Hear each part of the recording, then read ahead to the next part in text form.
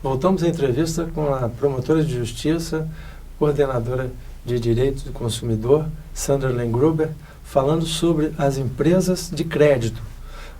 Dona Sandra, falávamos no bloco anterior, e eu lhe perguntei sobre a legislação que protege o consumidor contra esse tipo de empresa que coloca de forma agressiva e até com propaganda enganosa, né, a oferta de seus serviços que acabam resultando num superendividamento, né?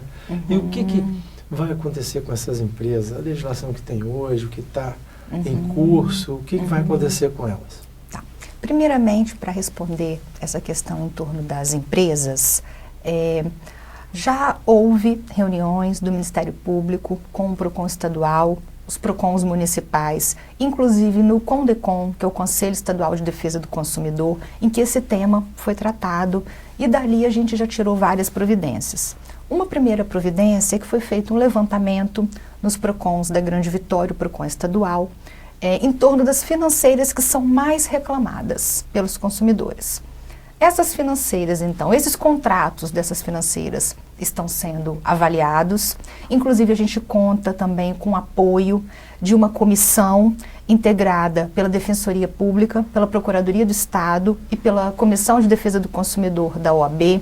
A gente entende que a formação de outras parcerias, agregar outros atores para a defesa do consumidor é muito importante. E essa comissão vai analisar esses contratos das financeiras mais reclamadas e também estamos começando a análise das publicidades dessas financeiras. Ao mesmo tempo, existem algumas reclamações que já geraram investigações no Ministério Público. Então, essas financeiras que já são investigadas no Ministério Público estão sendo chamadas para tratar pontualmente, concretamente, o caso do contrato que elas praticam. Sim. E aí já está sendo proposto um termo de ajuste de conduta. Estamos iniciando com uma primeira empresa para que ela acerte esse contrato de acordo com as normas de defesa do consumidor. É uma forma de acertar daqui para frente, né? Isso. E aquilo que foi praticado de uma forma inadequada, o consumidor pode ir resolvendo caso a caso. No PROCON, né? Isso. O PROCON tem recebido inúmeras reclamações, tem tentado tratar esses casos individuais, mas a gente destaca que quando o consumidor ele tem dívidas com vários credores, e aí em regra envolve financeira, envolve cartão de crédito, que está ligado ao mesmo assunto, já existe no Brasil órgãos de defesa do consumidor, PROCONs, defensorias públicas, que estão realizando o que a gente denomina de audiências de acordo com os credores. Então é muito interessante porque quando se chega neste ponto de endividamento, o consumidor ele para de pagar aquelas suas dívidas. Ele já não paga porque ele não consegue nem escolher qual que ele vai pagar. E aí quando se chega nesse ponto, esses órgãos que já fazem essa audiência com os credores, e aqui no nosso estado a gente destaca o PROCON Municipal de Cariacica, eles chamam esses credores, eles levantam as dívidas com cada um deles e ali se tenta um acordo de reduzir juros, de aumentar o prazo para o pagamento, mas que aquilo esteja dentro da possibilidade do consumidor.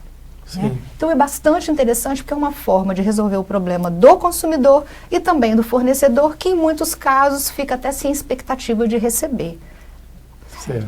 Essa prática, inclusive, ela vai passar a ser tratada formalmente dentro da lei. A gente tem uma expectativa muito grande nesse sentido, dentro da atualização do Código de Defesa do Consumidor, que está tramitando em Brasília, no Senado, 3 projetos. Um desses projetos, ele trata do superendividamento e ali envolve oferta de crédito, formas, né, como tem que ser feita essa oferta, regramentos para isso, e inclusive vai dispor também sobre o tratamento do superendividado. O que os órgãos do consumidor podem fazer para ajudar a tratar esse superendividado? Como que ele pode ser ajudado para ele sair dessa situação do superendividamento? Então é uma reforma ampla na lei do consumidor que está sendo proposta? Sim. Essa reforma, a gente costuma colocar assim, que o Código de Defesa do Consumidor, ele fez agora 23 anos. E ele é extremamente atual, é uma legislação moderna, uma legislação excelente, é modelo para a legislação aqui na América Latina, é copiado.